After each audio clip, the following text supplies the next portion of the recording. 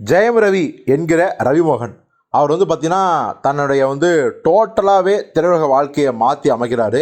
இது வரைக்கும் ஹீரோவை மட்டுமே நடிச்சிட்டு இருந்தவர் சிவகார்த்திகேயனுக்கு வில்லனா புறநானூறு படத்தில் நடிச்சிட்டு இருக்காரு. இன்னொரு பக்கம் பார்த்தீங்கன்னா ஹீரோவை மட்டுமே நடிச்சிருந்தவர் டைரக்ஷன்லையும் இறங்க போகிறேன் அப்படின்னு சொல்லிட்டு யோகி பாபு வச்சு ஒரு படம் பண்ண போகிறாரு. எல்லாத்துக்கும் மேலே ரவிமோகன் ஸ்டுடியோஸ் அப்படிங்கிற தயாரிப்பு நிறுவனத்தையும் ஸ்டார்ட் பண்ணிட்டாரு. பல படங்களை தயாரிக்க போகிறாரு. தான் இயக்கிற படம் மட்டும் இல்லாமல் மற்றவர்களோட இயக்கத்திலையும் அந்த கம்பெனி உருவாக போகுது. நிறையா படங்களையும் உருவாக்க போகுது. ஸோ இப்படியெல்லாம் பாசிட்டிவாக போயிட்டு இருக்கும்போது ரவிமோகன் அடுத்ததாக என்ன பண்ண போகிறாரு, அவருடைய யார், எந்த ப்ராஜெக்டு, யார் இயக்குனர் அப்படிங்கிற அந்த கேள்வியெலாம் இருந்துச்சு பார்த்தீங்களா. அதற்கான ஒரு தகவல் வந்துருச்சு. மிகப்பெரிய அப்டேட்டு. இந்த படத்தை இயக்கப் போகிறவர், அதாவது ரவிமோகனோட அடுத்த படத்தை இயக்கப் போகிறவர் டிக்கிலோனா அப்படிங்கிற படத்தை எடுத்த கார்த்திக் யோகி அப்படிங்கிறவர் தான். ஸோ சந்தானத்தை வச்சு அவர் ஏற்கனவே 2 படம் எடுத்திருக்காரு.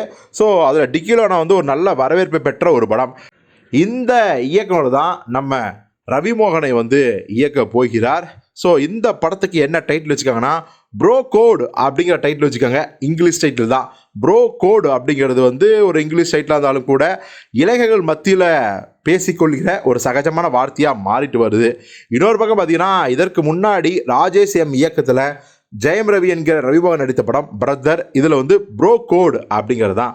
சரி, இது மட்டும்தான் அப்டேட் ஆண்டா. இன்னொரு அப்டேட்டும் வேற லெவலில் இருக்குது. என்ன அப்படின்னா இந்த படத்தில் வில்லனாக நடிக்க போகிறது நம்ம எஜே சூர்யா என்கிற நடிப்பு அரக்கன் அப்படிங்கிற தகவல் வந்திருக்கு.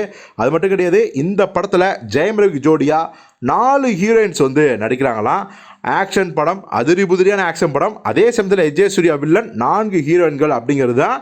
இந்த படத்தை மியூசிக் பண்ணுறது யார் அப்படின்னா ஹர்ஷவர்தன் தான் மியூசிக் பண்ணுறாரு. அனிமல் படத்தில் வேற லெவலில் மிரட்டின அந்த ஒரு இசையமைப்பாளர். இந்த படத்தை ஜெயம் ரவி என்கிற ரவிமோகன் தன்னுடைய ரவிமோகன் ஸ்டுடியோஸ் அப்படிங்கிற சொந்த தயாரிப்புலேயே பண்ணுறாரு. ஸோ எல்லாம் ஜெயமாகட்டும் இந்த ரவிமோகனுக்கு. ஸோ இந்த அப்டேட்ஸ் குறித்து நீங்கள் என்ன நினைக்கிறீங்க?